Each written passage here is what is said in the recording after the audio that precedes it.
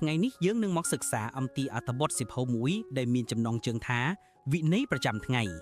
ជំរឿដែលធ្វើដដែលរហូតតតែអ្នកខ្លាយជាបុគ្គលដែលមិនអាចបញ្ឈប់បានវិន័យមិនមែនជាអ្វីដែលអ្នកធ្វើតែម្ដងនោះទេវាគឺជាជំរឿនៃភាពជាខ្លួនអ្នកដែលអ្នកជឿរើសជារៀងរាល់ថ្ងៃនោះគឺជាការពុតដែលគ្មាននរណាម្នាក់ប្រាប់អ្នកនេះមិនមែនជារឿងទេពកោសល្យទេវាមិនមែនជារឿងសំណាងទេវាគឺអំពីការធ្វើរឿងដដែលដោយចេតនារហូតទាល់តែវាคล้ายជាផ្នែកមួយនៃអត្តសញ្ញាណរបស់អ្នកសៀវភៅជាសម្លេងនេះមានឈ្មោះថាវិន័យប្រចាំថ្ងៃជំរឿដែលធ្វើដដែលរហូតទាល់តែអ្នកคล้ายជាបុគ្គលដែលមិនអាចបញ្ឈប់បានដោយមានហេតុផលត្រឹមត្រូវព្រោះអ្វីៗគ្រប់យ៉ាងដែលអ្នកចង់បានក្នុងជីវិតគោលដៅរបស់អ្នកភាពជឿជាក់របស់អ្នកភាពរឹងមាំរបស់អ្នកវារាប់ដើមចេញពីជំរឿដ៏សាមញ្ញមួយដែលធ្វើឡើងដដែលជារៀងរាល់ថ្ងៃអ្នកមិនត្រូវការលើកទឹកចិត្តបន្ថែមទេអ្នកត្រូវការប្រព័ន្ធមួយទិសដៅមួយនិងហេតុផលមួយដើម្បីឈប់បោះបង់ខ្លួនឯងសាគិតមើលតើមានប៉ុន្មានដងហើយដែលអ្នកចាប់ផ្ដើមធ្វើអ្វីមួយហើយបន្ទាប់មកក៏ឈប់មិនមែនដោយសារអ្នកមិនមានសមត្ថភាពទេប៉ុន្តែដោយសារតែអ្នកមិនបានប្រកាន់ខ្ជាប់នៅដំណើរការនោះយូរគ្រប់គ្រាន់ដើម្បីឃើញលទ្ធផលរឿងនោះបញ្ចប់នៅត្រឹមនេះមិនមែនជាការជំរុញទឹកចិត្តដែលនឹងរលាយបាត់នៅថ្ងៃស្អែកនោះទេនេះគឺជាស្តង់ដារថ្មីសម្រាប់ជីវិតរបស់អ្នកប្រសិនបើអ្នកត្រៀមខ្លួនរួចរាល់ហើយក្នុងការកសាងកំណែថ្មីនៃខ្លួនអ្នកដែលមិនដួលរលំនៅពេលជួបការលំបាកសូមបន្តស្ដាប់វាចាប់ដើមនៅពេលនេះសម្រាប់ចិត្តថាអ្វីដែលសំខាន់ហើយកាត់ចោលអ្វីៗផ្សេងទៀតនៅថ្ងៃនេះវិន័យមិនចាប់ផ្ដើមនៅពេលដែលពិភពលោកផ្ដល់ការអនុញ្ញាតឲ្យអ្នកទេវាចាប់ផ្ដើមនៅពេលដែលអ្នកសម្រេចចិត្តថាអ្វីដែលសំខាន់នោះហើយជាកន្លែងដែលការផ្លាស់ប្ដូរពិតប្រាកដចាប់ផ្ដើមអ្នកអង្គុយជាមួយខ្លួនឯងដោយគ្មានការរំខានហើយអ្នកត្រូវស្មោះត្រង់បំផុតចំពោះអ្វីដែលជួយឲ្យជីវិតរបស់អ្នកឆ្ពោះទៅមុខនិងអ្វីដែលកំពុងទាញអ្នកឲ្យនៅទ្រង់មនុស្សភាគច្រើនគេចវេះពីគ្រានេះពួកគេរវល់ជាមួយរឿងដែលមិនសំខាន់ពួកគេបំពេញថ្ងៃរបស់ពួកគេដោយសម្លេងរំខានហើយពួកគេបញ្ចុះបញ្ចូលខ្លួនឯងថាពួកគេកំពុងផលិតផលប៉ុន្តែមានភាពខុសគ្នាធំមួយរវាងការរវល់និងការយកចិត្តទុកដាក់អ្នកមិនត្រូវការរឿងបន្ថែមដើម្បីធ្វើទេអ្នកត្រូវការរឿងតិចជាងមុនប៉ុន្តែជារឿងដែលត្រឹមត្រូវតើអ្វីដែលសំខាន់នោះគឺជាសំណួរដែលអ្នកត្រូវឆ្លើយឥឡូវនេះមិនមែនថ្ងៃស្អែកមិនមែននៅពេលដែលងាយស្រួលគឺឥឡូវនេះព្រោះជីវិតនៅតែបន្តទៅមុខទោះមានឬគ្មានទិសដៅរបស់អ្នកត្រូវគ្រប់គ្រងពេលវេលារបស់អ្នកឬក៏ពេលវេលានឹងត្រូវគេយកចេញពីអ្នកត្រូវកសាងអនាគតរបស់អ្នកដោយវិន័យឬអ្នកបំផ្លាញវាដោយការរំខាននោះគឺជាជំរឿហើយវាកាត់ឡើងគ្រប់ពេលមិនមែនម្ដងក្នុងមួយឆ្នាំមិនមែនម្ដងក្នុងមួយខែគឺជារៀងរាល់ថ្ងៃឥឡូវនេះចូលមើលជុំវិញជីវិតរបស់អ្នកនិងចាប់ផ្ដើមសួរខ្លួនឯងថាតើអ្នកកំពុងរក្សាអ្វីដែលមិនជួយអ្នកតើទម្លាប់អ្វីខ្លះដែលអ្នកធ្វើដដែលទោះបីជាវាមិនផ្ដល់អ្វីដល់អ្នកសោះតើការសន្ទនាអ្វីខ្លះដែលអ្នកកំពុងកំសាន្តដែលមិននាំទៅណាតើគំនិតអ្វីខ្លះដែលអ្នកអនុញ្ញាតឲ្យចូលក្នុងចិត្តដែលទាញអ្នកចុះជំនួសឲ្យការជំរុញអ្នកទៅមុខនោះហើយជាការងារពិតប្រាកដវិន័យមិនមែនអំពីការជំរុញខ្លួនឯងឲ្យធ្វើច្រើនជាងនេះទេវាគឺជាការរៀនពីអ្វីដែលត្រូវឈប់ធ្វើ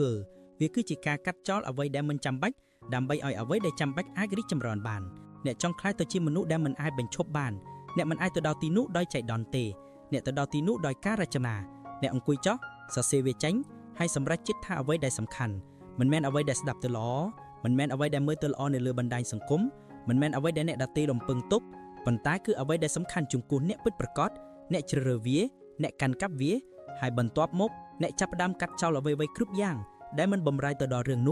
នោះហើយជាវិន័យវាឈឺនៅពេលដំបូងខ្ញុំដឹងការនិយាយថាទេគឺពិបាកជាពិសេសនៅពេលដែលអ្នកទម្លាប់និយាយថាបាទចាស់ទៅកាន់មនុស្សគ្រប់គ្នានឹងអ្វីប៉ុន្តែនេះគឺជាការពិតរាល់ពេលដែលអ្នកនិយាយថាបាទចាស់ទៅកាន់អ្វីដែលមិនសំខាន់អ្នកកំពុងនិយាយថាទេទៅកាន់ជីវិតដែលអ្នកចង់បានពិតប្រាកដសាកគិតមើលរាល់ការទូរស័ព្ទលេងរាល់ការឆ្លោះប្រកែកដែលមិនមានប្រយោជន៍រាល់ពេលដែលអ្នកគេចវេះពីកិច្ចការលំបាកដោយធ្វើកិច្ចការដែលងាយស្រួលអ្នកកំពុងធ្វើការជ្រើសរើសហើយជំរើសនោះមានផលវិបាកវិន័យចាប់ផ្ដើមនៅពេលដែលអ្នកមានអារម្មណ៍ថាចង់ធ្វើអ្វីដែលស្រួលខ្លួនប៉ុន្តែអ្នកជ្រើសរើសអ្វីដែលត្រឹមត្រូវជំនួសវិញនៅពេលដែលអ្នកមានអារម្មណ៍ថាត្រូវបានទាញពីបន្ទុកទំនេរប៉ុន្តែអ្នកវាសទៅរកការផ្ដោតអារម្មណ៍នោះមិនមែនជារឿងឆន្ទៈទេនោះគឺជាពេលដែលអ្នកស្មោះត្រង់ជាមួយខ្លួនឯងមនុស្សភាគច្រើនមិនត្រូវការលើកទឹកចិត្តបន្ថែមទេពួកគេត្រូវការភាពច្បាស់លាស់ពួកគេត្រូវឈប់កុហកខ្លួនឯងអំពីអ្វីដែលសំខាន់ពួកគេត្រូវឈប់ធ្វើផ្ទង់ថាពួកគេអាចធ្វើអ្វីគ្រប់យ៉ាងអ្នកមិនអាចទេអ្នកមិនមានពេលវេលាមិនមានកំណត់ទេអ្នកមិនមានធម៌ពលមិនមានកំណត់ទេប៉ុន្តែអ្នកមានការគ្រប់គ្រងទៅលើអ្វីដែលអ្នកជ្រើសរើសដើម្បីផ្ដោតអារម្មណ៍ហើយនោះគឺជាធម៌ពលរបស់អ្នកជំរឿនោះហើយគឺជាកម្លាំងដែលវិន័យរស់នៅមិនមែននៅក្នុងគ្រាធំទេប៉ុន្តែនៅក្នុងគ្រាតូចនៅក្នុងស៊ីណុតស្ងាត់ នៅក្នុងការសម្រេចចិត្តផ្ទាល់ខ្លួនដែលមិនមាននរណាម្នាក់មើលឃើញនោះហើយគឺជាកន្លែងដែលជីវិតរបស់អ្នកត្រូវបានកែច្នៃមិនមែននៅពេលដែលកាមេរ៉ាបើកមិនមែននៅពេលដែលមនុស្សកំពុងមើលទេប៉ុន្តែនៅពេលដែលអ្នកនៅម្នាក់ឯងហើយវាគឺជាតែអ្នកតតាំងនឹងទម្លាប់ចាស់របស់អ្នកនោះហើយគឺជាកន្លែងដែលប្រយុទ្ធកើតឡើងហើយមនុស្សដែលឈ្នះប្រយុទ្ធនោះម្ដងហើយម្ដងទៀតគឺជាមនុស្សដែលក្លាយទៅជាមនុស្សដែលមិនអាចបញ្ឈប់បានអ្នកត្រូវកសាងថ្ងៃរបស់អ្នកជុំវិញតាមអ្វីដែលសំខាន់ហើយប្រសិនបើវាមិនស៊ីសងគ្នាទេកាត់វាចោលទាំងស្រុងឈប់កាន់រឿងដែលធ្វើឲ្យអ្នកអស់កម្លាំងឈប់ឲ្យពេលវេលារបស់អ្នកទៅកាន់រឿងដែលមិនឲ្យជីវិតអ្នកឡើយវិន័យមិនមែនជាការដាក់ទណ្ឌកម្មទេវាគឺជាអំណោយវាជារៀបរៀបដែលអ្នកការពារអ្វីដែលមានតម្លៃវាជារៀបរៀបដែលអ្នកផ្ដល់កិត្តិយសដល់អនាគតរបស់អ្នកប៉ុន្តែអ្នកនឹងមិនអាចការពារអនាគតរបស់អ្នកបានទេប្រសិនបើអ្នករវល់តែផ្គប់ចិត្តការស្រណុកសុខស្រួលបច្ចុប្បន្ន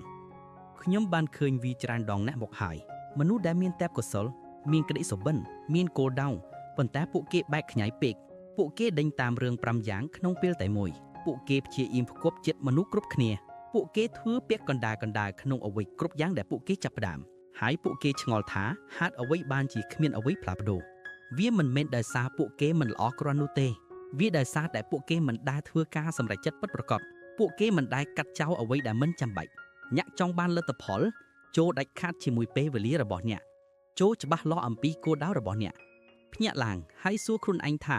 តើអ្វីសំខាន់ចំពោះខ្ញុំនៅពេលនេះតើសកម្មភាពអ្វីដែលនាំខ្ញុំទៅជិតរឿងនោះអ្វីផ្សេងទៀតគ្រាន់តែជាសំឡេងរំខានអ្វីផ្សេងទៀតគឺជាអាទិភាពរបស់នរណាម្នាក់ផ្សេងអ្នកត្រូវឈប់ផ្ដល់ជីវិតរបស់អ្នកទៅឲ្យអ្វីដែលមិនផ្ដល់ផលត្រឡប់មកវិញនោះគឺជាកំហុសច្រើនហើយនោះគឺជាអន្ទាក់ដែលមនុស្សភាគច្រើនរស់នៅរហូតដល់វាយឺតពេល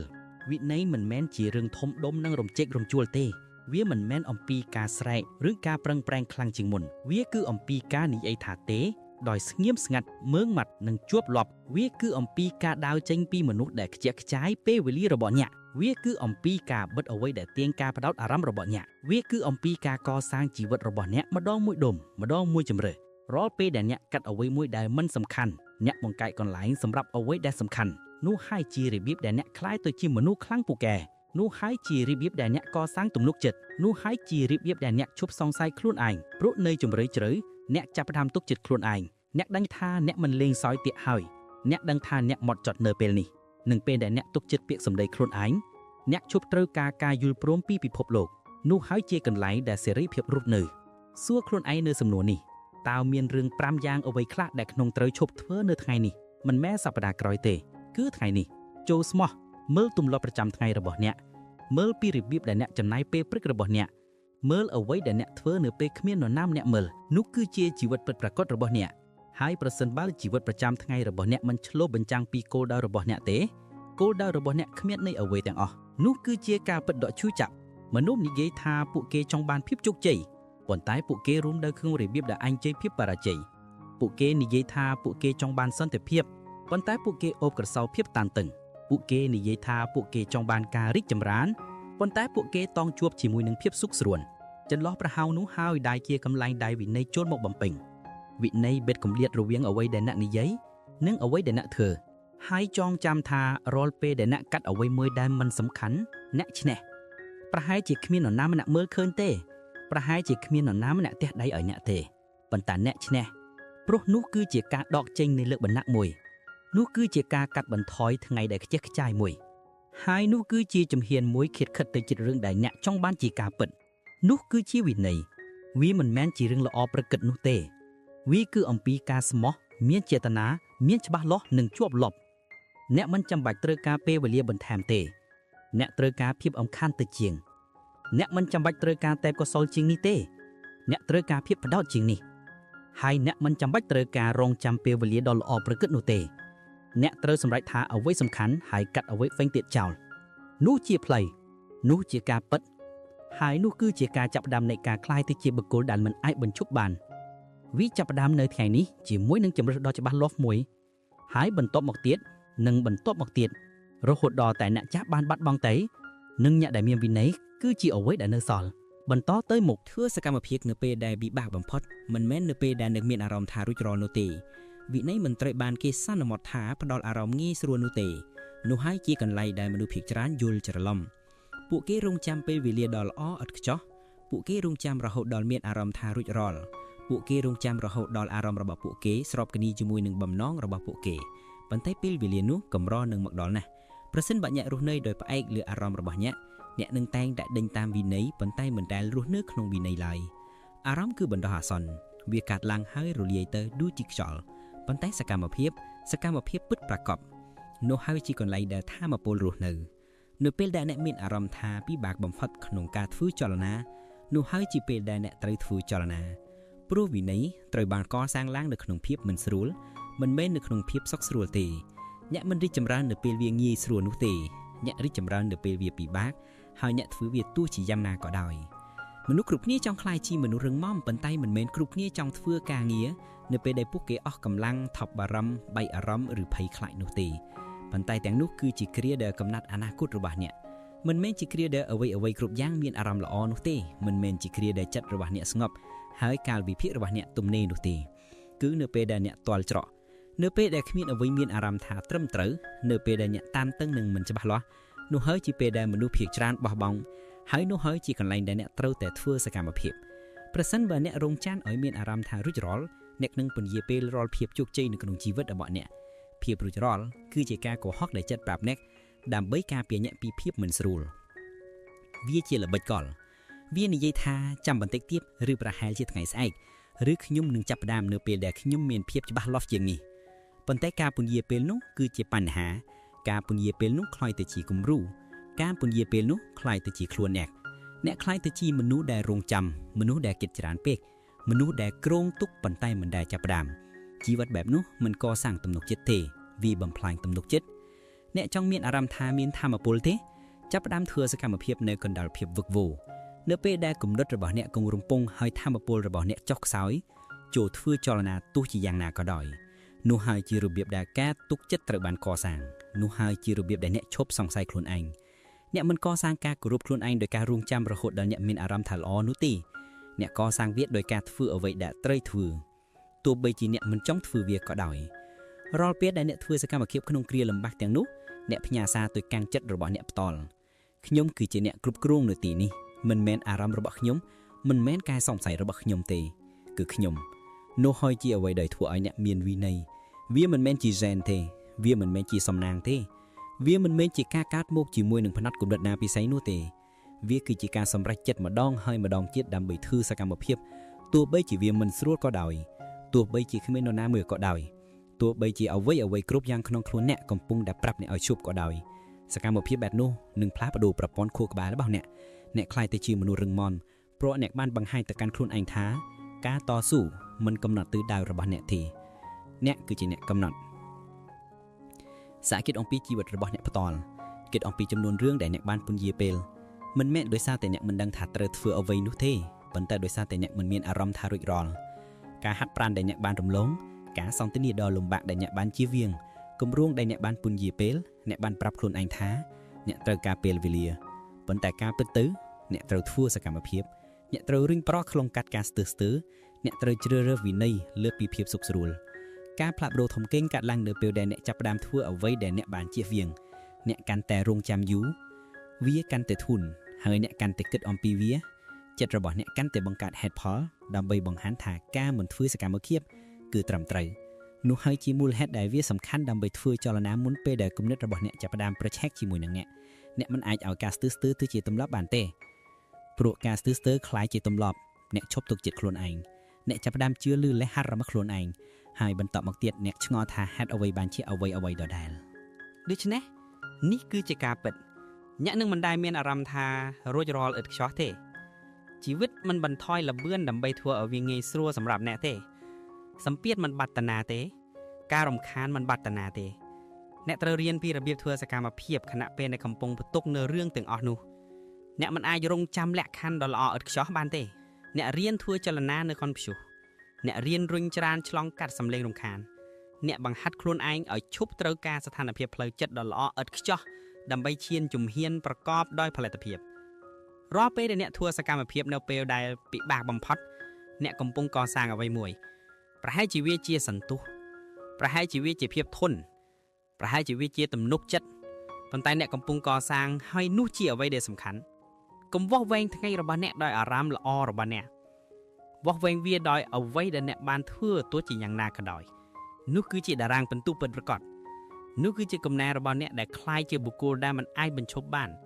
មិនមែនកំណែដែលរងចាំការលើកទឹកចិត្តនោះទេប៉ុន្តែគឺជាកំណែដែលកសាងវាតាមរយៈសកម្មភាពប្រសិនបើអ្នកហត់នឿយចូលធ្វើសកម្មភាពប្រសិនបើអ្នកខ្លាចចូលធ្វើសកម្មភាពប្រសិនបើអ្នកមិនច្បាស់លាស់ចូលធ្វើសកម្មភាពព្រោះនៅម្ខាងទៀតនៃការស្តាក់ស្ទើរគឺការរីកចម្រើននៅម្ខាងទៀតគឺស្តង់ដារថ្មីសម្រាប់ខ្លួនអ្នកប៉ុន្តែអ្នកនឹងមិនទៅដល់ទីនោះដោយការរងចាំទេអ្នកទៅដល់ទីនោះដោយការធ្វើអ្វីដែលត្រូវធ្វើនៅពេលដែលវាជារឿងចុងក្រោយដែលអ្នកចង់ធ្វើនោះហើយជាអ្វីដែលបំបែកអ្នកឈ្នះចេញពីអ្នកដទៃមានមនុស្សដែលមានទេពកោសល្យតិចជាងអ្នកឱកាសតិចជាងអ្នកការគ្រប់គ្រងតិចជាងអ្នកប៉ុន្តែពួកគេនៅតែឈ្នះមិនមែនដោយសារពួកគេមានលក្ខខណ្ឌល្អជាងនោះទេប៉ុន្តែដោយសារតែពួកគេបានធ្វើសកម្មភាពក្នុងលក្ខខណ្ឌអាក្រក់ជាងពួកគេមិនបានរងចាំឲ្យពេលវេលាមានអារម្មណ៍ថាត្រឹមត្រូវនោះទេពួកគេបានបង្កើនសន្ទុះរបស់ពួកគេដោយការធ្វើរឿងលំបាកជាមុននោះហើយជាអ្វីដែលអ្នកត្រូវបង្ហាត់ខ្លួនឯងឲ្យធ្វើវិន័យមិនមែនអំពីការបង្ខំខ្លួនឯងឲ្យអស់កម្លាំងរហូតដួលទេវាគឺជាការបង្ហាត់ចិត្តរបស់អ្នកឲ្យធ្វើសកម្មភាពដោយមិនចាំបាច់មានអារម្មណ៍ថាល្អឥតខ្ចោះព្រោះអារម្មណ៍របស់អ្នកនឹងកុហកអ្នកពួកវានឹងប្រាប់អ្នកឲ្យនៅស្រួលពួកវានឹងប្រាប់អ្នកថាវាមិនមែនជាពេលត្រឹមត្រូវនោះទេប៉ុន្តែវិន័យគឺអំពីការបង្ហាញអារម្មណ៍របស់អ្នកថាពួកវាមិនមែនជាអ្នកដឹកនាំទេគឺអ្នកគោលបំណងរបស់អ្នកជាអ្នកដឹកនាំគោលដៅរបស់អ្នកជាអ្នកដឹកនាំមិនមែនអារម្មណ៍របស់អ្នកនៅពេលនេះទេហើយបាទវាមិនស្រួលវាត្រូវបានសន្មតថាអញ្ចឹងប៉ុន្តែតើមួយណាអាក្រក់ជាងការអត់មិនស្រួលមួយផ្លែតឬការជាប់គាំងរាប់ឆ្នាំអ្នកដឹងចម្លើយរួចហើយភាពសុខស្រួលឥឡូវនេះនឹងធ្វើឲ្យអ្នកខាតបង់នៅពេលក្រោយប៉ុន្តែវិន័យឥឡូវនេះឲ្យអ្នកសេរីភាពនៅពេលក្រោយនោះហើយគឺជាការដកដូរអ្នកត្រូវជ្រើសរើសការអត់មិនស្រួលនៅថ្ងៃនេះប្រសិនបើអ្នកចង់បានសន្តិភាពនៅថ្ងៃស្អែកអ្នកត្រូវជ្រើសរើសសកម្មភាពនៅថ្ងៃនេះប្រសិនបើអ្នកចង់បានលទ្ធផលនៅថ្ងៃស្អែកហើយអ្នកត្រូវជ្រើសរើសការរីកចម្រើននៅថ្ងៃនេះប្រសិនបើអ្នកចង់បានអំណាចនៅថ្ងៃស្អែកអ្នកនឹងមិនដែលចង់បង្ហាញខ្លួននោះទេអ្នកនឹងមិនដែលមានអារម្មណ៍ថាកំពុងមានការបង្ហត់នោះទេហើយវាអត់អីទេព្រោះអ្នកមិនព្យាយាមធ្វើជាមនុស្សល្អឥតខ្ចោះទេអ្នកកំពុងព្យាយាមធ្វើជាមនុស្សពិតអ្នកកំពុងព្យាយាមកសាងអ្វីដែលរឹងមាំហើយរឿងរឹងមាំបានកសាងនៅក្នុងលក្ខខណ្ឌលំបាកមិនមែនលក្ខខណ្ឌងាយស្រួលនោះទេប្រសិនបើអ្នកធន់ទ្រាំនឹងកាយចាប់អារម្មណ៍សារឡើងវិញចូលឈប់បោះបង់នៅពេលដែលវាពិបាកឈប់បោះបង់នៅពេលដែលវាគួរឲ្យធន់ទ្រាំឈប់បោះបង់នៅពេលដែលវាអត់មេស្រួលនោះហើយជារបៀបដែលអ្នកឈ្នះដោយបដិសេធមិនបោះបង់ដោយគ្រាន់តែអ្នកមិនមានអារម្មណ៍ថាល្អថ្ងៃនេះណាមួយក៏មិនមែនជាថ្ងៃល្អបំផុតរបស់អ្នកដែរប៉ុន្តែប្រសិនបើអ្នកនៅតែធ្វើសកម្មភាពអ្នកនៅតែឈ្នះព្រោះមនុស្សភាគច្រើនបោះបង់នៅសញ្ញាដំបូងនៃការតស៊ូមនុស្សភាគច្រើនមិនថយល្បឿននៅពេលដែលជួបការតស៊ូប៉ុន្តែការតស៊ូនោះគឺជាឱកាសរបស់អ្នកនោះហើយគឺជាកន្លែងដែលអ្នកបំបែកខ្លួនអ្នកចេញពីគេនោះហើយគឺជាកន្លែងដែលអ្នករីកចម្រើនចាប់ផ្ដើមមើលឃើញគ្រួនលំបាកថាជាការសាក់លបងការដាក់ទណ្ឌកម្មការសាក់លបងថាតើអ្នកជានរណាពិតប្រាកដអ្នកជាមនុស្សដែលធ្វើសកម្មភាពតែក្នុងពេលដែលងាយស្រួលឬអ្នកជាមនុស្សដែលរុញច្រានក្នុងពេលដែលលំបាកចម្លើយនោះដំណត់អនាគតរបស់អ្នកមិនមែនផែនការរបស់អ្នកមិនមែនកៅសុបិនរបស់អ្នកទេប៉ុន្តែការឆ្លើយតបរបស់អ្នកចំពោះការលំបាកនោះហើយជាអ្វីដែលដំណត់ទៅលើរឿងទាំងអស់ហើយចងចាំថាវាមិនមែនជារឿងអំពីការធ្វើអ្វីដោយពិតប្រាកដនោះទេវាគឺជារឿងអំពីការធ្វើអ្វីមួយនៅពេលនេះកិច្ចការមួយជំហានមួយសកម្មភាពមួយមិនមែននៅពេលក្រោយទេមិនមែននៅពេលដែលមានអារម្មណ៍ថាល្អទេគឺឥឡូវនេះព្រោះឥឡូវនេះគឺជាអ្វីដែលអ្នកមានការគ្រប់គ្រងនៅពេលដែលអ្នកជ្រើសរើសសកម្មភាពលើសពីការស្តាក់ស្ទើរអ្នកយកការគ្រប់គ្រងត្រឡប់មកវិញហើយអ្នកធ្វើវាកាន់តែច្រើនវាកាន់តែចក់ឬគ្រងទួញអ្នកមិនចាំបាច់រងចាំរហូតដល់ការភ័យខ្លាចបាត់បង់នោះទេអ្នកមិនចាំបាច់រងចាំរហូតដល់ទំនុកចិត្តរបស់អ្នកឡើងខ្ពស់នោះទេអ្នកត្រូវតែធ្វើចលនាអ្នកត្រូវតែធ្វើសកម្មភាពហើយនៅពេលដែលអ្នកធ្វើសន្ទុះនឹងកើនឡើងការសង្ស័យនឹងរស់ហើយកម្លាំងនឹងកើនឡើងវិន័យនឹងត្រូវបានកសាងប៉ុន្តែរឿងទាំងនោះនឹងមិនកើតឡើងប្រសិនបើអ្នកមិនធ្វើចលនានៅពេលដែលវាលំបាកនោះទេនោះហើយគឺជាពេលវេលាដែលសំខាន់បំផុត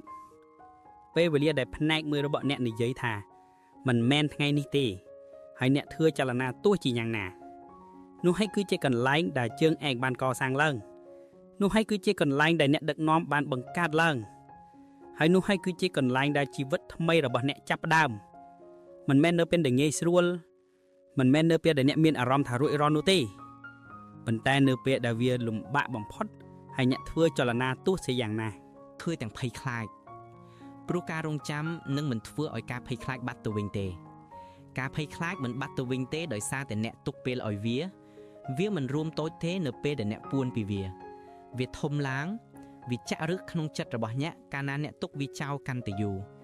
ការរងចាំមិនដែលធ្វើឲ្យការភ័យខ្លាចបាត់ទៅវិញទេវាផ្ដល់អំណោយឲ្យវាបន្ថែមទៀតបើសិនបើអ្នកចង់ទម្លុះវាអ្នកត្រូវធ្វើសកម្មភាពខណៈពេលដែលការភ័យខ្លាចនៅមាននោះគឺជាមធ្យោបាយតែមួយគត់អ្នកមិនរងចាំឲ្យការភ័យខ្លាចកន្លងផុតទៅទេអ្នកដើរទៅមុខជាមួយវាដែលនៅតែស្ថិតក្នុងទ្រូងរបស់អ្នកនៅតែស្ថិតក្នុងបំពង់ករបស់អ្នកនៅតែស្ថិតក្នុងចិត្តរបស់អ្នកហើយអ្នកធ្វើចលនាទោះជាយ៉ាងណាក៏ដោយនោះហើយជារបៀបដែលភាពក្លាហានត្រូវបានកសាងមិនមែននៅក្នុងភាពសុខស្រួលទេប៉ុន្តែនៅក្នុងការប្រឈមមុខអ្នកប្រឈមមុខនឹងវាដោយផ្ទាល់ដោយការធ្វើរឿងដែលការភ័យខ្លាចរបស់អ្នកកំពុងព្យាយាមឃាត់អ្នកមិនឲ្យធ្វើមនុស្សភាគច្រើនគិតថាភាពក្លាហានមានន័យថាមានអារម្មណ៍រឹងមាំនិងជឿជាក់មុនពេលបោះជំហានប៉ុន្តែវាមិនមែនដំណើរការបែបនោះទេភាពក្លាហានពិតប្រាកដបង្ហាញឡើងនៅពេលដែលអ្វីគ្រប់យ៉ាងនៅក្នុងខ្លួនអ្នកនិយាយថាថយក្រោយហើយអ្នកបោះជំហានដំបូងទោះជាយ៉ាងណាក៏ដោយនោះមិនមែនជាភាពទន់ខ្សោយទេនោះគឺជាភាពរឹងមាំនោះគឺជាភ័ស្តុតាងដែលថាអ្នកលែងរស់នៅក្រោមច្បាប់នៃការភ័យខ្លាចទៀតហើយអ្នកបានសម្រេចចិត្តថាការរីកចម្រើនសំខាន់ជាងការមានអារម្មណ៍ថាស្រួលនោះគឺជាចំណុចរបត់ហើយវាកើតឡើងតែនៅពេលដែលអ្នកឈប់រងចាំឲ្យមានអារម្មណ៍ថាមានសុវត្ថិភាពហើយចាប់ផ្ដើមធ្វើសកម្មភាពសូម្បីតែអ្នកកំពុងខ្លាចអ្នកអាចនឹងខ្លាចបរាជ័យខ្លាចការវិនិច្ឆ័យខ្លាចមើលទៅល្ងងខ្លាចមិនល្អគ្រប់គ្រាន់ការភ័យខ្លាចនោះមានអារម្មណ៍ថាពិតហើយវាក៏ពិតមែនប៉ុន្តែឱកាសដែលនៅម្ខាងទៀតនៃវាក៏ពិតដែរអ្នកនឹងមិនដឹងថាអ្នកអាចខ្លាចទៅជានរណានោះទេប្រសិនបើអ្នកនៅតែបន្តគេចវេះពីអ្វីដែលធ្វើឲ្យអ្នកភ័យខ្លាចការពិតគឺការភ័យខ្លាចមិនមែនជាសត្រូវរបស់អ្នកទេវាគឺជាសញ្ញាវាបង្ហាញអ្នកថាកម្រិតរបស់អ្នកនៅត្រង់ណាហើយប្រសិនបើអ្នកអាចរុញច្រានឆ្លងកាត់គ្រានោះអ្នកចាប់ផ្ដើមពង្រីកកម្រិតទាំងនោះហើយជាអ្វីដែលកសាងភាពរឹងមាំផ្លូវចិត្តមិនមែនការលាក់ខុនមិនមែនការជៀសវាងប៉ុន្តែការប្រឈមមុខនឹងអ្វីដែលធ្វើឲ្យអ្នកញ័រហើយធ្វើវាទោះជាយ៉ាងណាក៏ដោយអ្នកមិនចាំបាច់ខ្លាយទៅជាមនុស្សដែលមិនចេះខ្លាចដើម្បីបង្កើតភាពជឿនលឿននោះទេអ្នកត្រូវឈប់រងចាំពេលវេលាដ៏ល្អអស្ចារ្យហើយគ្រាន់តែចាប់ផ្ដើមលើកដំបូងដែលអ្នកធ្វើអ្វីមួយដែលធ្វើឲ្យអ្នកភ័យខ្លាចវាអាចនឹងមិនមានអារម្មណ៍ថាល្អទេអ្នកអាចនឹងញ័រអ្នកអាចនឹងជំពប់ដួលប៉ុន្តែអ្នកនឹងដើរចេញមកជាមួយអ្វីដែលសំខាន់ជាងភាពសុខស្រួលអ្នកនឹងដើរចេញមកជាមួយភ័ស្តុតាងដែលថាអ្នកអាចធ្វើសកម្មភាពក្រោមសម្ពាធថាអ្នកអាចធ្វើរឿងដោយមិនចាំបាច់មានអារម្មណ៍ថារួចរាល់ទាំងស្រុងថាអ្នកអាចឆ្ពោះទៅមុខសូម្បីតែមានការភ័យខ្លាចនៅក្បែរអ្នកហើយភ័ស្តុតាងប្រភេទនោះផ្លាស់ប្ដូរអ្វីគ្រប់យ៉ាងវាជារបៀបដែលអ្នកចាប់ផ្ដើមទុកចិត្តខ្លួនឯងម្ដងទៀតប្រសិនបើអ្នកបន្តរងចាំឲ្យមានការភ័យខ្លាចបាត់ទៅវិញមុនពេលដែលអ្នកធ្វើសកម្មភាពអ្នកនឹងការរក្សាជីវិតរបស់អ្នកឲ្យនៅតូចការភ័យខ្លាចនឹងតែងតែជាផ្នែកនៃដំណើរប៉ុន្តែវាមិនមានសិទ្ធិធ្វើសម្រេចចិត្តជំនួសអ្នកទេលែងហើយអ្នកបានចំណាយពេលគ្រប់គ្រាន់ហើយនៅក្នុងការអនុញ្ញាតឲ្យវានិយាយឲ្យអ្នកបោះបង់ឱកាសពេលវេលាគ្រប់គ្រាន់នៅក្នុងការអនុញ្ញាតឲ្យវារារាំងអ្នកពីការសន្ទនាដែលលំបាកពេលវេលាគ្រប់គ្រាន់នៅក្នុងការប្រើវាជាហេតុផលដើម្បីនៅកន្លែងដែលអ្នកនៅការរីកចម្រើនទាមទារហានិភ័យហើយហានិភ័យតែងតែមកជាមួយការភ័យខ្លាចប៉ុន្តែវាមិនមែនមានន័យថាអ្នកមិនធ្វើចលនានោះទេវាមានន័យថាអ្នកបង្ហាត់ខ្លួនឯងឲ្យធ្វើចលនាទោះជាយ៉ាងណាក៏ដោយមនុស្សខ្ជិលខ្ជាយពេលរាប់ឆ្នាំរងចាំឲ្យមានការភ័យខ្លាចរួមទួយទៅពួកគេប្រាប់ខ្លួនឯងថាពួកគេនឹងចាប់ផ្ដើមនៅសប្តាហ៍ក្រោយឬខែក្រោយឬពេលដែលអ្វីស្ងប់ស្ងាត់ប៉ុន្តែអ្វីគ្រាមតែស្ងប់ស្ងាត់ណាស់ទេហើយទោះបីជាវាស្ងប់ស្ងាត់ក៏ដោយការភ័យខ្លាចក៏នៅតែមានដែរពីព្រោះការភ័យខ្លាចមិនមែនអំពីពេលវេលាទេវាគឺអំពីអត្តសញ្ញាណប្រសិនបើអ្នកមើលខ្លួនឯងថាជាមនុស្សដែលជៀសវាងភាពមិនស្រួលនោះការភ័យខ្លាចនឹងតែងតែគ្រប់ដិតជំរិតរបស់អ្នកប៉ុន្តែនៅពេលដែលអ្នកធ្វើសកម្មភាពក្នុងភាពភ័យខ្លាចអ្នកចាប់ផ្ដើមមើលខ្លួនឯងខុសពីមុនអ្នកឈប់មើលខ្លួនឯងថាខ្សោយ អ្នកចាប់ផ្ដើមមើលខ្លួនឯងថាជាមនុស្សដែលទទួលខុសត្រូវសំបីតែនៅពេលដែលវាគួរឲ្យខ្លាចការផ្លាស់ប្ដូរនោះគឺអ្វីៗទាំងអស់ការធ្វើវាទាំងភ័យខ្លាចមិនមែនមានន័យថាប្រញាប់ប្រញោលដោយមិនត្រង់ត្រូវទេវាមានន័យថាស្មោះត្រង់ថាការភ័យខ្លាចមានវត្តមានប៉ុន្តែបដិសេធមិនឲ្យវាធ្វើឲ្យអ្នកស្ពឹងឡាយវាមានន័យថាធ្វើសកម្មភាពដោយការគិតទោះបីជាបេះដូងរបស់អ្នកកំពុងលោតញ័រវាមានន័យថាបង្កើតភាពយឺនលឿនខណៈពេលដែលអ្នកមិនស្រួលនោះគឺជាភាពរឹងមាំពិតប្រាកដនោះគឺជាប្រភេទវិន័យដែលមិនរលាយបាត់ទៅវិញនៅពេលដែលជីវិតជួបការលំបាកវាคล้ายទៅជាមូលដ្ឋានរបស់អ្នកហើយនៅពេលដែលអ្នកមានវាអ្នកអាចទទួលយកទាំងអស់មិនមែនដោយសារតែអ្នកមិនដែលខ្លាចទេប៉ុន្តែដោយសារតែការភ័យខ្លាចមិនឈប់ញាក់លេងហើយការភ័យខ្លាចមិនមែនជាភ័ស្តុតាងថាអ្វីមួយខុសទេវាច្រើនតែជាសញ្ញាថាអ្នកកំពុងបោះជំហានទៅកាន់អ្វីដែលមានន័យវាបង្ហាញតួឡើងនៅពេលដែលផលប៉ះពាល់ពិត exercise that you've avoided for months the project you've put off the change you know you need to make all of these trigger fear because they matter but the presence of fear doesn't mean stop it means push forward កសាងការគោរពខ្លួនឯងដោយការរក្សាពាក្យសន្យាចំពោះខ្លួនឯងជារៀងរាល់ថ្ងៃមូលដ្ឋានគ្រឹះនៃការគោរពខ្លួនឯងមិនត្រូវបានកសាងលើអ្វីដែលអ្នកនិយាយទៅកាន់អ្នកដទៃនោះទេវាត្រូវបានកសាងលើអ្វីដែលអ្នកធ្វើនៅពេលដែលគ្មាននរណាម្នាក់មើលរាល់ពេលដែលអ្នកនិយាយថាអ្នកនឹងធ្វើអ្វីមួយហើយអ្នកពិតជាធ្វើវាអ្នកកាន់តែរឹងមាំហើយរាល់ពេលដែលអ្នកបំពេញពាក្យសម្ដីចំពោះខ្លួនឯងសូម្បីតែតាមរបៀបតូចតាចបំផិតអ្នកកំពុងដប់ចេញនៅជំនឿរបស់ខ្លួនឯងអ្នកប្រហែលជាមិនកត់សម្គាល់វាភ្លាមទេប៉ុន្តែយូរទៅពាក្យសន្យាដែលត្រូវបានបំពេញតូចទាំងនោះនឹងកូរឡើងវាคล้ายជាការសង្ស័យវាคล้ายជាការខកចិត្តវាធ្វើឲ្យអ្នកសួរនាំអំពីសមត្ថភាពរបស់ខ្លួនឯងក្នុងការធ្វើឲ្យបានសម្រេចនោះហើយជាមូលហេតុដែលការគោរពខ្លួនឯងត្រូវបានកសាងមួយថ្ងៃម្ដងការសន្យាតូចមួយម្ដងវាមិនត្រូវការគ្រាធំដុំដើម្បីទទួលបានការគោរពពីខ្លួនឯងទេវាត្រូវការភាពជាប់លាប់អ្នកសម្រេចចិត្តថាអ្វីដែលសំខាន់ចំពោះអ្នកហើយបន្ទាប់មកអ្នកគាំទ្រវាដោយសកម្មភាពជារៀងរាល់ថ្ងៃសូម្បីតែនៅពេលដែលវាមិនស្រួលសូម្បីតែនៅពេលដែលអ្នកអស់កម្លាំងសូម្បីតែនៅពេលដែលគ្មាននរណាម្នាក់ដឹងថាអ្នកបានប្រាជ្ញាចំពោះអ្វីក៏ដោយ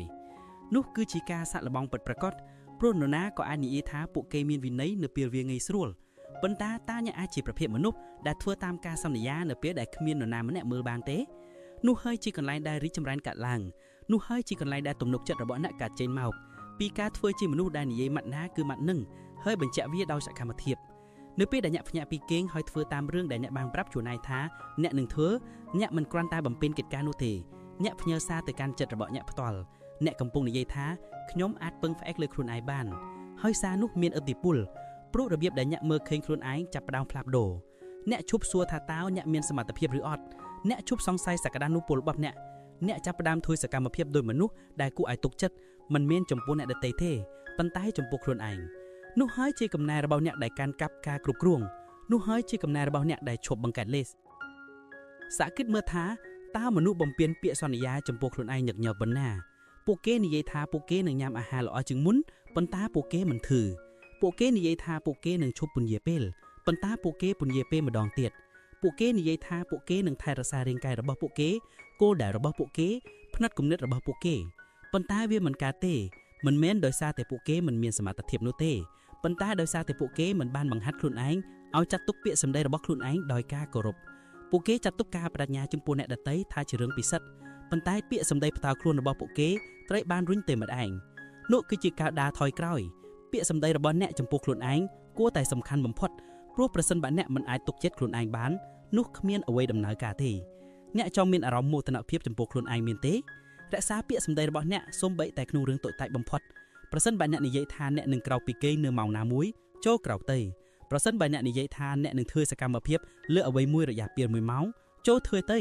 មិនមែនដោយសារតែវាងាយស្រួលទេប៉ុន្តែដោយសារតែការគ្រប់ខ្លួនឯងរបស់អ្នកអាស្រ័យលើវាហើយរាល់ពេលដែលអ្នកធ្វើតាមការសន្យាអ្នករង្គក់ជំនឿថាសម្លេងរបស់អ្នកសំខាន់អ្នកជប់ត្រូវថាការលើកទឹកចិត្តអ្នកជប់ត្រូវការរំលឹកព្រោះឥឡូវនេះការធ្វើអ្វីដែលអ្នកបានប្រាប់ខ្លួនឯងថានឹងធ្វើคล้ายទៅជាផ្នែកមួយរបស់អ្នកហើយវិន័យប្រភេទនេះមិនត្រូវការទេពកោសល្យទេវាត្រូវការភាពស្មោះត្រង់វាគឺជាការច្បាស់លាស់ចំពោះខ្លួនឯងអ្វីដែលអ្នកនឹងធ្វើពេលណាដែលអ្នកនឹងធ្វើវាហើយបន្ទាប់មកធ្វើវាដោយមិនមានការជួយច្រៀងនឹងតណាទេនោះហើយជារបៀបដែលមនុស្សរឹងមាំបានកសាងមិនមែនតាមរយៈការលើកទឹកចិត្តឬការខ្លោចខ្លាណាទេតាមរយៈការសម្រេចចិត្តដ៏ស្ងប់ស្ងាត់ តាមរយៈការខិតខំប្រឹងប្រែងប្រចាំថ្ងៃតាមរយៈការដៃខិតគណិតបងផ្ងោនៅពាក្យសម្ដីរបស់អ្នកទោះបីជាគ្មាននរណាម្នាក់ដឹងក៏ដោយនោះហើយជារបៀបដែលអ្នកខ្លាយជារឿងមុំនៅខាងក្នុងនោះហើយជារបៀបដែលអ្នកឈប់មានអារម្មណ៍ថាជាមនុស្សបោកប្រាស់អ្នកចាប់ផ្ដើមខ្លាយជាមនុស្សដែលអ្នកបានសន្យាជាមួយខ្លួនឯងថាអ្នកនឹងធ្វើមនុស្សភាគច្រើនតស៊ូជាមួយនឹងការគោរពខ្លួនឯងព្រោះពួកគេបានចំណាយពេលរាប់ឆ្នាំបោះបង់គោលដៅរបស់ពួកគេបាននិយាយបញ្ចុះបញ្ជុលខ្លួនឯងឲ្យឈប់ធ្វើអ្វីដែលសំខាន់ហើយវិធីតែមួយគត់ដើម្បីកែតម្រូវរឿងនោះគឺចាប់ផ្ដើមពីតូចធ្វើការសន្យាមួយនៅថ្ងៃនេះមិនមែន10ទេគ្រាន់តែមួយអ្វីមួយដែលអ្នកអាចគ្រប់គ្រងបានហើយបន្ទាប់មករក្សាវាទោះមានបញ្ហាអ្វីក៏ដោយនៅពេលដែលវាពិបាកអ្នកបន្តទៅមុខនៅពេលដែលវាគួរឲ្យធុញអ្នកបន្តទៅមុខនៅពេលដែលវាមានអារម្មណ៍ថាគ្មានន័យអ្នកបន្តទៅមុខព្រោះនេះមិនមែនអំពីលទ្ធផលទេវាគឺអំពីការកសាងទំនុកចិត្តជាមួយខ្លួនឯងឡើងវិញវិធីលឿនបំផុតក្នុងការបំផ្លាញទំនុកចិត្តរបស់អ្នកគឺបន្តកុហកខ្លួនឯងនិយាយថាអ្នកនឹងផ្លាត់ប្ដូរប៉ុន្តែនៅដដែលនិយាយថាអ្នកនឹងធ្វើសកម្មភាពប៉ុន្តែនៅស្ងៀមរាល់ការសន្យាដែលត្រូវបានបំពេញคล้ายជាហេតុផលមួយទៀតដើម្បីសង្ស័យខ្លួនឯងហើយនៅពេលដែលការសង្ស័យនោះចាក់រឹកអ្វីគ្រប់យ៉ាងមានអារម្មណ៍ថាកាន់តែពិបាកនោះហើយជាមូលហេតុដែលដំណោះស្រាយគឺសាមញ្ញឈប់និយាយរឿងដែលអ្នកមិនមានចេតនាធ្វើហើយចាប់ផ្ដើមធ្វើរឿងដែលអ្នកនិយាយកាត់ចោលពាក្យឥតប្រយោជន៍ធ្វើឲ្យពិតប្រាកដចាប់ផ្ដើមបង្ហាញខ្លួនមកចាប់ផ្ដើមផ្ដល់លទ្ធផលដល់ខ្លួនឯងមិនមែនដល់អ្នកដទៃទេអ្នកមិនចាំបាច់ពន្យល់ពីគោលដៅរបស់អ្នកប្រាប់អ្នកដទៃទេអ្នកមិនចាំបាច់បង្ហោះអំពីវិន័យរបស់អ្នកតាមអ៊ីនធឺណិតទេអ្វីដែលសំខាន់គឺអ្វីដែលអ្នកធ្វើនៅពេលដែលអ្នកនៅម្នាក់ឯងនោះហើយជាពេលដែលចរិតលក្ខណៈរបស់អ្នកត្រូវបានលេតត្រដាងតើអ្នកជិតបិទម៉ោងរួលដើម្បីគេងបន្តទៀតឬតើអ្នករំលងការទៅក្លាប់ហាត់ប្រាណឬតើអ្នកគេចវេះទីការងារឬតើអ្នកធ្វើកិត្តិយសដល់ការបដិញ្ញាចិត្តដែលមានតែអ្នកប៉ុណ្ណោះដែលដឹងនោះហើយជាអ្វីដែលកំណត់អ្នកស្តង់ដារដែលអ្នកកាន់សម្រាប់ខ្លួនឯងនៅពេលដែលគ្មាននរណាម្នាក់ផ្សេងពាក់ព័ន្ធដំឡើងស្តង់ដារនោះហើយជីវិតរបស់អ្នកនឹងដើរតាមហើយវាមិនមែនអំពីភាពល្អឥតប្រកបទេអ្នកនឹងធ្វើខុសនោះគឺជាផ្នែកមួយនៃដំណើរប៉ុន្តែគន្លឹះគឺមិនត្រូវកុហកខ្លួនឯងអំពីកំហុសទាំងនោះទេទទួលស្គាល់ពួកគេកែតម្រូវពួកគេហើយបន្តមកឆ្ពោះទៅមុខឲ្យកាន់តែរឹងមាំកុំបិទបាំងពួកគេកុំដោះសារឲ្យពួកគេគ្រាន់តែធ្វើឲ្យពិតប្រាកដការស្មោះត្រង់ជាមួយខ្លួនឯងគឺជាកន្លែងដែលរឹងមាំចាប់ផ្ដើមព្រោះនៅពេលដែលអ្នកដឹងថាអ្នកកំពុងស្មោះត្រង់ទំនុកចិត្តរបស់អ្នកកើនហើយអ្នកឈប់មានការត្រូវការទទួលស្គាល់ពីខាងក្រៅព្រោះអ្នកកំពុងកសាងអ្វីដែលរឹងមាំជាងនៅខាងក្នុងការរក្សាពាក្យសន្យាជាមួយខ្លួនឯងក៏មិនស្រួលដែរប៉ុន្តែការរស់នៅក្នុងជីវិតដែលអ្នកមិនទុកចិត្តពាក្យសម្ដីរបស់ខ្លួនឯងក៏មិនស្រួលដូចគ្នាដូច្នេះជ្រើសរើសកំហួសជ្រាបរបស់អ្នកឲ្យឆ្លាតវៃអ្នកអាចជ្រើសរើសភាពមិនស្រួលបណ្ដោះអាសន្ននៃវិន័យឬការសោកស្ដាយរយៈពេលវែងនៃភាពមិនតាន់ទម្លាក់នោះគឺជាការដោះដូរហើយមានតែមួយបំណោះដែលនាំទៅសន្តិភាព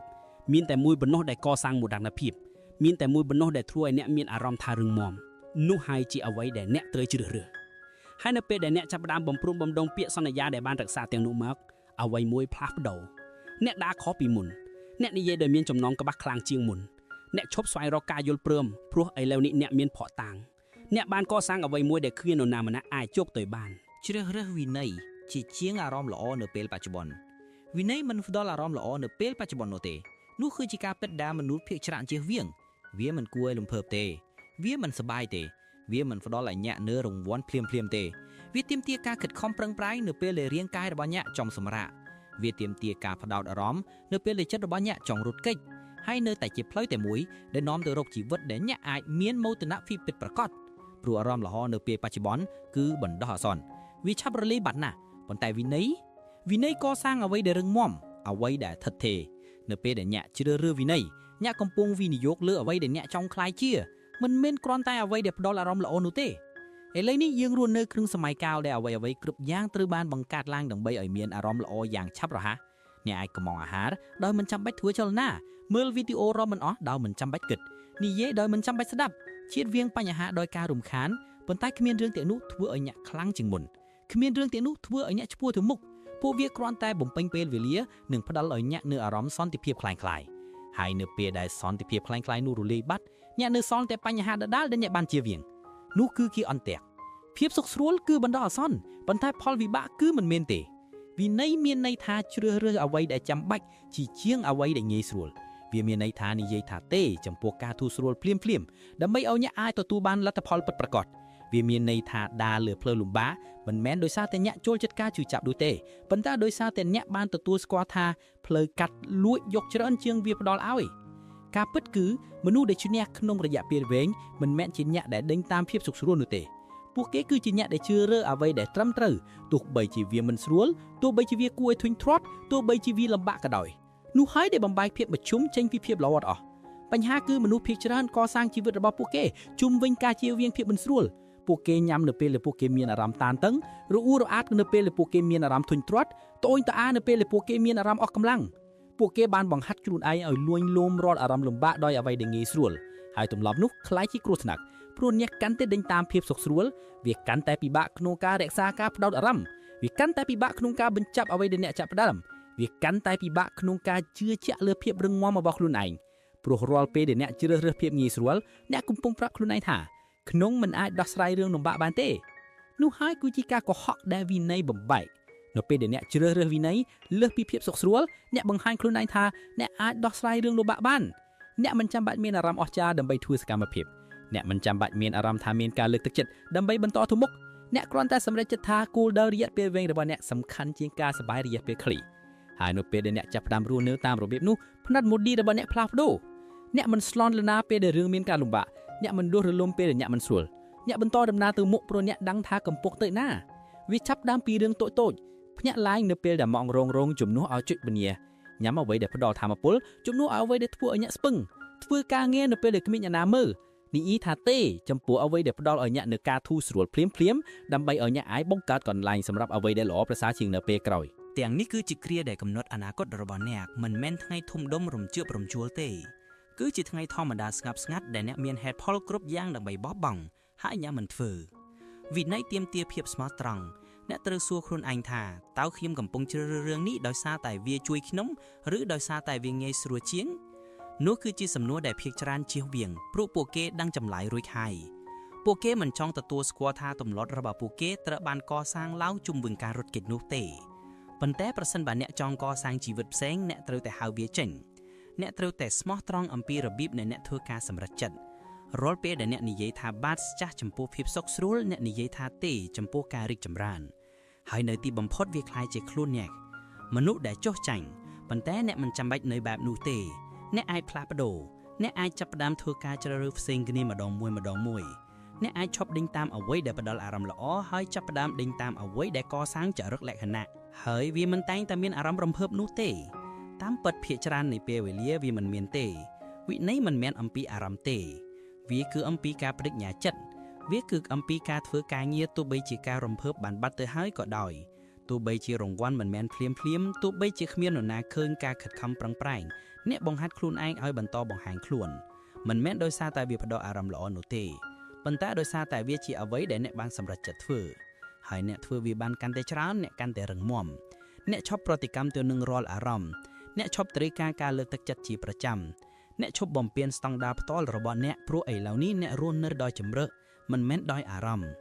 មានមោទនភាពប្រភេទផ្សេងដែលកើតឡើងពីវិន័យមិនមែនប្រភេទដែលអ្នកនិយាយប្រាប់គេទេគឺជាប្រភេទដែលអ្នកមានអារម្មណ៍ជ្រៅនៅខាងក្នុងនៅពេលដែលអ្នកបញ្ចប់អ្វីដែលអ្នកបាននិយាយថានឹងធ្វើនៅពេលដែលអ្នកនិយាយថាទេចំពោះអ្វីដែលងាយស្រួលព្រោះអ្នកគោរពខ្លួនឯងខ្លាំងពេកមិនអាចដើរថយក្រោយបានមោទនភាពនោះក៏សាងកម្រិតសន្តិភាពមួយថ្មីទៀតសន្តិភាពដែលមិនមែនមកពីភាពសុខស្រួលប៉ុន្តែមកពីភាពច្បាស់លាស់អ្នកលែងត្រូវបានទៀងទៅ100ទិសដៅទៀតហើយអ្នកដឹងថាអ្វីដែលសំខាន់ហើយអ្នកធ្វើតាមវាមិនមែនជាអំពីភាពល្អឥតពេលនោះទេវាគឺជាអំពីការស្មោះត្រង់នឹងខ្លួនឯងចាប់យកគ្រាដែលអ្នកមានអារម្មណ៍ថាចង់ចុះចាំងហើយជ្រើសរើសធ្វើឲ្យប្រសើរជាងមុនមិនមែនដោយសារតែវាសប្បាយនោះទេប៉ុន្តែដោយសារតែវាស្របនឹងចង្ឃុវិស័យរបស់អ្នកព្រោះ5នាទីនៃភាពងាយស្រួលមិនអាចប្រៀបធៀបជាមួយជីវិតដែលមានគោលបំណងបានទេនោះគឺជាការដោះដូរហើយប្រសិនបើអ្នកមិនធ្វើការដោះដូរនោះជារៀងរាល់ថ្ងៃទេអ្នកនឹងបញ្ចប់ដោយការរស់នៅជីវិតដែលមើលទៅពេញលេញប៉ុន្តែមានអារម្មណ៍ថាទៅទេយើងទាំងអស់គ្នាដឹងថាវាមានអារម្មណ៍យ៉ាងណាក្នុងការជ្រើសរើសភាពសុខស្រួលហើយសោកស្ដាយនៅពេលក្រោយការចុះចាញ់និងការចង់បានហើយមានអារម្មណ៍កាន់តែអាក្រក់បន្តពីនោ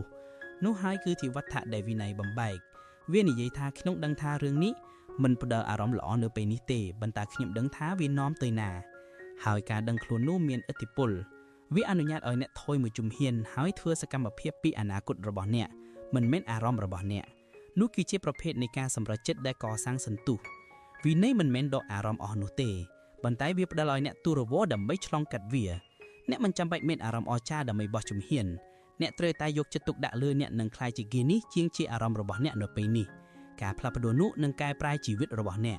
វាធ្វើឲ្យការផ្ដោតសំខាន់របស់អ្នកតែមួយយ៉ាងវាធ្វើឲ្យរាល់ការសម្រេចចិត្តច្បាស់លាស់ព្រោះឥឡូវនេះសំណួរមិនមែនជាអ្វីដែលផ្ដោតអារម្មណ៍ល្អនោះទេវាគឺថាអ្វីដែលធ្វើឲ្យខ្ញុំឆ្ពោះទៅមុខបន្តបង្ហាញខ្លួនទុកបីជាការលើកទឹកចិត្តបានរលាយបាត់ទៅហើយក៏ដោយការពិតអំពីការរីកចម្រើនគឺសាមញ្ញវាមិនអាស្រ័យលើការលើកទឹកចិត្តទេវាអាស្រ័យលើភាពជាប់លាប់នរណាក៏អាចធ្វើសកម្មភាពបានដែរនៅពេលដែលពួកគេមានអារម្មណ៍ថាមានការបំផុសគំនិតនរណាក៏អាចបង្ហាញខ្លួនបានដែរនៅពេលដែលធម៌ពលខ្ពស់ហើយអារម្មណ៍ល្អប៉ុន្តែនោះមិនមែនជាអ្វីដែលបង្កើតលទ្ធផលយូរអង្វែងនោះទេអ្វីដែលផ្លាស់ប្ដូរជីវិតរបស់អ្នកគឺអ្វីដែលអ្នកធ្វើនៅពេលដែលអ្នកមិនចង់ធ្វើអ្វីសោះថ្ងៃដែលភាពរំភើបរលាយបាត់នៅពេលដែលរាងកាយរបស់អ្នកមានអារម្មណ៍អស់កម្លាំងនៅពេលដែលចិត្តរបស់អ្នកចាប់ផ្ដើមបង្កើតហេតុផលដើម្បីឈប់ថ្ងៃទាំងនោះហើយគឺជាថ្ងៃដែលសំខាន់បំផុតព្រោះនៅពេលដែលការលើកទឹកចិត្តរលាយបាត់វិន័យរបស់អ្នកនឹងជួលមកជំនួសហើយបើសិនបើអ្នកមិនបានបង្ហាត់ខ្លួនឯងឲ្យបង្ហាញខ្លួនដោយមិនគិតពីអារម្មណ៍របស់អ្នកនឹងបន្តចាប់ផ្ដើមសារជាថ្មីម្ដងហើយម្ដងទៀតតែងតែដេញតាមរលកនៃការលើកទឹកចិត្តបន្តដោយមិនដែលបង្កើតភាពជឿនលឿនពិតប្រាកដការលើកទឹកចិត្តគឺបណ្ដោះអាសន្នវាមកហើយវាទៅអ្នកមិនអាចគ្រប់គ្រងវាបានទេពេលខ្លះវាបង្ហាញខ្លួនខ្លាំងហើយពេលខ្លះវារកមិនឃើញសោះប្រសិនបើសកម្មភាពរបស់អ្នកជាប់ទៅនឹងអារម្មណ៍របស់អ្នកនោះអ្នកបានកំណត់សក្តានុពលរបស់អ្នករួចទៅហើយអ្នកកំពុងកសាងអនាគតរបស់អ្នកនៅលើអ្វីដែលមិនអាចទុកចិត្តបានហើយនោះហើយជាមូលហេតុដែលមនុស្សភាគច្រើននៅជាប់គាំងពួកគេពូកែខាងចាប់ផ្ដើមពួកគេមានគោលដៅធំក្តីសុបិនធំប៉ុន្តែនៅពេលដែលការប្រញាប់ប្រញាល់ដំបូងរសាត់ទៅពួកគេបន្ថយល្បឿនពួកគេរំលងមួយថ្ងៃបន្ទាប់មក2ថ្ងៃពួកគេនិយាយថាពួកគេនឹងត្រឡប់ទៅរកវាវិញប៉ុន្តែពួកគេមិនធ្វើទេព្រោះទម្លាប់មិនដែលត្រូវបានកសាងវិន័យមិនដែលត្រូវបានចាក់ឫសអ្នកមិនចាំបាច់មានអារម្មណ៍ថារួចរាល់ទេអ្នកមិនចាំបាច់មានអារម្មណ៍ថាពុះកញ្ច្រោទេអ្នកគ្រាន់តែត្រូវតាមបង្ហាញខ្លួនទោះបីជាវាគួរឲ្យធុញទោះបីជាភាពជឿនលឿនមានអារម្មណ៍ថាមើលមិនឃើញទោះបីជាចិត្តរបស់អ្នកប្រាប់អ្នកថាវាមិនដំណើរការក៏ដោយនោះហើយគឺជាវិន័យដែលកសាងអ្វីដែលពិតប្រាកដវាមិនល្បីរន្ទឺវាមិនអស្ចារ្យទេវាគឺជាការធ្វើដដែលដោយស្ងៀមស្ងាត់វាគឺជាការជ្រើសរើសធ្វើការងារនៅពេលគ្មាននរណាម្នាក់ទះដៃនៅពេលគ្មាននរណាម្នាក់កាត់សម្គាល់នៅពេលគ្មាននរណាម្នាក់កំពុងជំរុញអ្នកនោះហើយគឺជាកន្លែងដែលមូលដ្ឋានគ្រឹះរបស់អ្នកត្រូវបានកសាងការរីកចម្រើនពិតប្រាកដមិនកើតឡើងនៅថ្ងៃដ៏ល្អបំផុតរបស់អ្នកទេវាកើតឡើងនៅថ្ងៃដ៏លំបាកបំផុតរបស់អ្នកនៅពេលដែលអ្វីទាំងអស់ក្នុងចិត្តរបស់អ្នកចង់ឈប់ប៉ុន្តែអ្នកមិនឈប់នៅពេលដែលអារម្មណ៍បាត់បង់ប៉ុន្តែសកម្មភាពនៅតែមាននោះហើយគឺជាពេលដែលអ្នកចាប់ផ្ដើមបញ្ជាក់អ្វីមួយចំពោះខ្លួនឯងអ្នកចាប់ផ្ដើមដឹងថាអ្នកឯងមានភាពជាប់លាប់សូម្បីតែនៅពេលដែលលក្ខខណ្ឌមិនល្អក៏ដោយអ្នកឈប់ត្រូវការកាលៈទេសៈដ៏ល្អប្រអប់ដើម្បីឆ្ពោះមុខហើយនោះហើយគឺជាកន្លែងដែលទំនុកចិត្តចាប់ផ្ដើមទំនុកចិត្តមិនកើតចេញពីការឃោសនាទេវាកើតចេញពីដឹងថាអ្នកអាចពឹងពាក់ខ្លួនឯងបានទោះមានបញ្ហាអ្វីក៏ដោយរាល់ពេលដែលអ្នកបង្ហាញខ្លួនដោយមិនគិតពីអារម្មណ៍របស់អ្នកបង្រៀនខ្លួនឯងថាអារម្មណ៍មិនគ្រប់គ្រងអ្នកទេអ្នកអាចធន់ការឆ្លងកាត់ការតស៊ូថាអ្នកអាចនៅលើផ្លូវត្រឹមត្រូវទោះបីជាវាអត់មិនស្របាយក៏ដោយគ្រោះទាំងនោះគឺគ្រោះដែលបំបែកមនុស្សដែលផ្លាស់ប្ដូរជីវិតរបស់ខ្លួនចេញពីអ្នកដែលនៅកន្លែងដដែលពីមួយឆ្នាំទៅមួយឆ្នាំព្រោះវិន័យគឺជាការសម្រេចចិត្តមិនមែនជាអារម្មណ៍ទេវាគឺជាទម្លាប់ដែលកសាងដោយជំរឿសមិនមែនដោយឱកាសសាគិតមើលថាមានមនុស្សប៉ុន្មានអ្នកដែលចាប់ផ្ដើមយ៉ាងខ្លាំងក្លាពួកគេទិញសៀវភៅកំណត់គោលដៅរៀបចំផែនការហើយសម្រាប់រយៈពេលភ្លីផ្លែតប្រហែលជា2អាទិត្យពួកគេមានភាពជាប់លាប់ប៉ុន្តែនៅទីបញ្ចប់ភាពថ្មីថ្មោងនឹងរលាយបាត់ភាពជឿនលឿនមានអារម្មណ៍ថាយឺតហើយលេសគេចាប់ផ្ដើមមកដល់ខ្ញុំមិនមានអារម្មណ៍ល្អថ្ងៃនេះទេខ្ញុំនឹងធ្វើ2ដងនៅថ្ងៃស្អែកខ្ញុំគ្រាន់តែត្រូវការសម្រាកលេសគេទាំងនោះមានអារម្មណ៍ថាមិនមានគ្រោះថ្នាក់នៅពេលនោះប៉ុន្តែវាបង្កើតគម្លាតពីទម្លាប់របស់អ្នកគម្លាតពីភាពជឿនលឿនរបស់អ្នកហើយនៅទីបញ្ចប់គម្លាតពីអត្តសញ្ញាណរបស់អ្នកព្រោះនៅពេលដែលអ្នកឈប់បង្ហាញខ្លួនសូម្បីតែរយៈពេលខ្លីក៏ដោយវាខ្លាយទៅជាការងាយស្រួលតែឈប់ម្ដងទៀតអ្នកបាត់បង់ចង្វាក់អ្នកបាត់បង់រចនាសម្ព័ន្ធអ្នកចាប់ផ្ដើមគិតថាអ្នកត្រូវការរងចាំរហូតដល់ការលើកទឹកចិត្តត្រឡប់មកវិញប៉ុន្តែនោះមិនមែនជាចម្លើយទេការរងចាំមិនមែនជាដំណោះស្រាយទេសកម្មភាពគឺជាដំណោះស្រាយការធ្វើរដែលគឺជាដំណោះស្រាយអ្នកបង្ហាញខ្លួនកាន់តែញឹកញាប់ជាពិសេសនៅពេលវាពិបាកវាកាន់តែងាយស្រួលក្នុងការបន្តបង្ហាញខ្លួន អ្នកកសាងចង្វាក់ដែលរក្សាអ្នកឲ្យនៅនឹងណនៅពេលដែលអារម្មណ៍របស់អ្នកមិនស្ថិតស្ថេរអ្នកទៅសម្រេចចិត្តថាអ្នកចង់ក្លាយជាមនុស្សប្រភេទណាប្រភេទដែលធ្វើការទៅនៅពេលមានអារម្មណ៍ល្អឬប្រភេទដែលធ្វើការដោយសារពួកគេបានបដិញ្ញាចិត្តចំពោះអ្វីដែលធំជាងភាពសុខគ្រោះជំរឿននោះកំណត់អនាគតរបស់អ្នកមិនអាចរំពឹងលទ្ធផលរយៈពេលវែងជាមួយនឹងការខិតខំប្រឹងប្រែងរយៈពេលខ្លីបានទ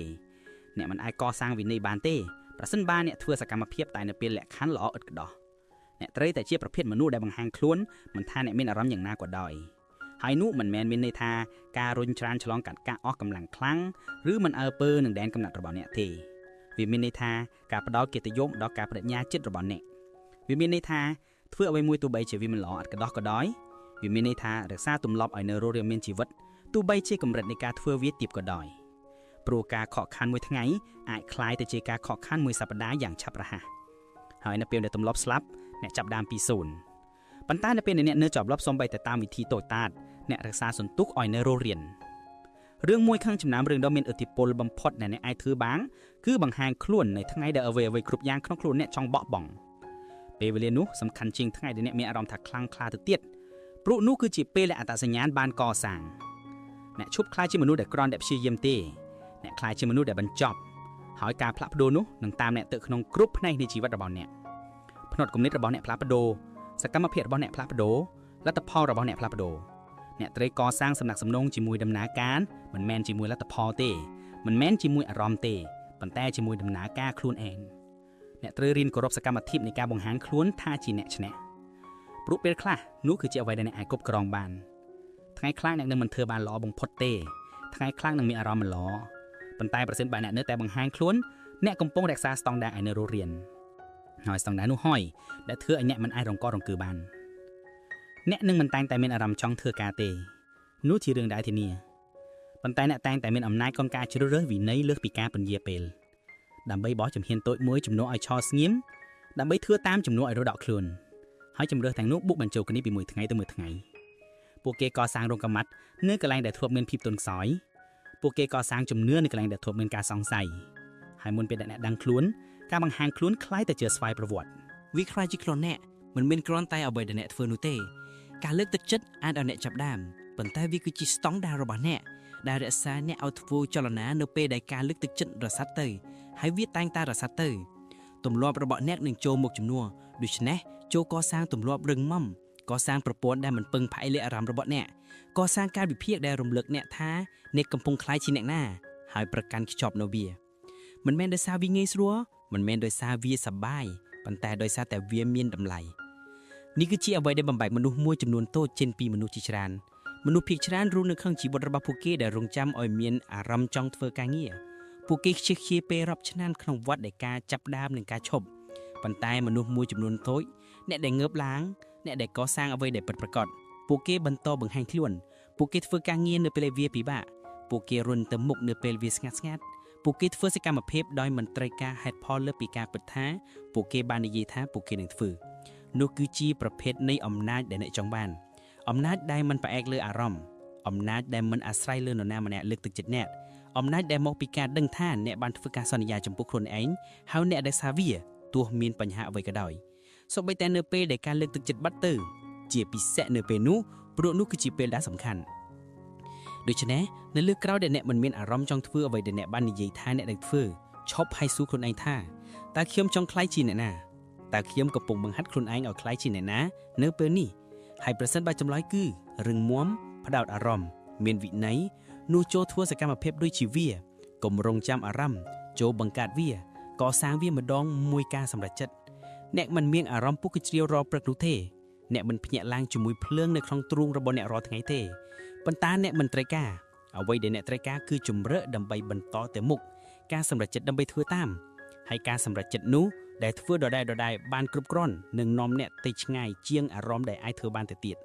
នោះហើយជារបៀបដែលអ្នកកសាងជីវិតដែលថិតថេរមួយថ្ងៃម្ដងសកម្មភាពម្ដងបង្ហាញខ្លួនតែងតែបង្ហាញខ្លួនទោះបីជាភ្លើងបានបាត់ទៅទោះបីជាផ្កាភ្លើងមានកម្រិតទាបព្រោះគោលបំណងរបស់អ្នកនៅតែមានហើយការបដិញ្ញារបស់អ្នកនៅតែឈរនោះហើយជាអ្វីដែលធ្វើឲ្យអ្នកខ្លាចជាបុគ្គលដែលមិនអាចបញ្ឈប់បានហើយចុងក្រោយសូមអរគុណគ្រប់គ្នាដែលបានចូលរួមស្ដាប់អត្ថបទសិភៅមួយនេះយើងនឹងជួបគ្នានៅវីដេអូបន្ទាប់